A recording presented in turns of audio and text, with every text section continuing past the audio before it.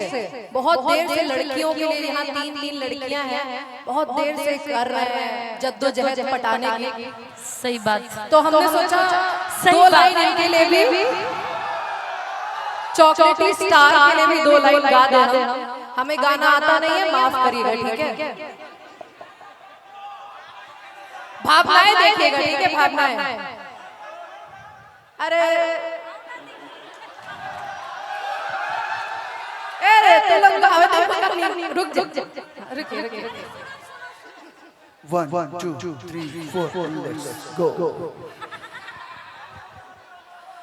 भैनी हम बबरिया तोहर नए सवरिया दगाबाज लागेला। भैनी हम बबरिया तोहर नए सवरिया दगाबाज लागेला। ऐसे जने रूपवा निहार रे बलम हमरा लाज लागेला। अब हम भैया, अब हम भैया लगा तनी कि कहियो ना कहियो हमारा अरे चोरिया के बान से शिकार हो खबू तो जहिया मिलबे करे जा तू हो खबू जहिया मिलबे करे जा तू। मजाक मस्ती से आपके कलाकार कोई यहाँ पे अच्छा नहीं गाता है, सब लोग अपने आप में एक से बढ़ के एक सिंगर, लेकिन आप बहुत अच्छा गायक हैं, इनके लिए एक बार जोरदार तालियां अपने।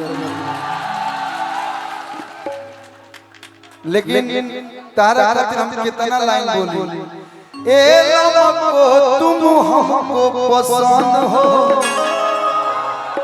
शादी करके हमर तोरे से मन हो। ये वादा किया था आपने, तोड़ दिया। पागल होवे का रे? बहुत हम तो बहुत लोग से बहुतों से वादा किए थे। अच्छा भैया, कल्लू जी को चॉकलेटी स्टार ऐसे ही थोड़ा बोला जाता है, इसके पीछे एक राज है। अच्छा भैया, लड़की से प्यार करो, लड़का से प्यार ना करो। अभी इन्होंने देखिए, ये गलत बात है। अभी इन्होंने क्या बोला, लड़के बड़े भोले होते हैं। किसी से कम नहीं। तारा शादी के वादा करे, फेकवा दो गोपालगंज में तारा के चिंता नहीं को तू भाई तू ही मन रखो न देवी। कितना लोगन से, अच्छा बताई रवा, ये बताई कितना लोगन से वादा कैले बा, कसम खिलवाई, खाई विद्या कसम बता रहा। अच्छा भैया, प्यार वो नहीं जो हम आपके साथ घूमे फिरे तबे प्यार है। प्यार पहली नजर में होता है, प्यार बहुत प्रकार का होता है। सवाल कुछ और था, जवाब कुछ और मिल रहा है।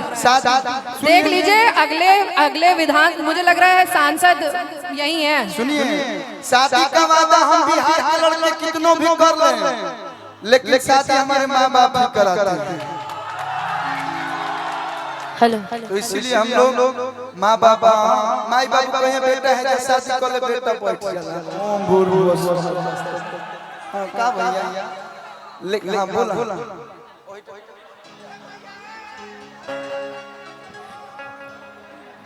कि डोली चढ़ी जाएंगे, घोड़े चढ़े आएंगे, माला पहिराएगा, सात घोड़ा वाला रथ लेके पियावा आएगा। हम तुमसे नाच करेंगे, सुनो क्या करेंगे? कि नहीं कोर्ट मैरिज निकाह करेंगे, चाहे कोर्ट मैरिज निकाह करेंगे, तो ही जटवे पे हम बियाह करेंगे, ओही जटवे पे हम बियाह करेंगे। लेकिन भैया, तहार मिक्सी हमार मिक्सी दोनों के मिक्सी बकाला काला, तुहार पी हमार पी से नरम मसाला, तहार पी से बढ़िया गीत नहीं खलो सुनो। आपन माटी पर में तना बढ़िया बढ़िया सामाजिक गीत गावत नहीं आज रिलीज भइल ह केहू नहीं के कहत गीतिया बड़ा बढ़िया बा देखो मिक्सी कइले बा याद है भाई हेलो हेलो तुहार मिक्सी हमार मिक्सी दोनों के मिक्सी बा काला काला हमार पीसे नरम मसाला तहार पीसे। लेकिन निशाती और सोना जी एक लाइन आप लोग गाइए, इसके बाद एक गीत का फरमाइश है कब से ओ साथी रे तेरे बिना भी क्या जीना, तो वो हम लास्ट में गाएंगे। इसके बाद एक डांस आप लोग बोल रहे थे वो डांस हम करके जाएंगे, ठीक है भैया? ठीक आप लोग एक लाइन गाइए।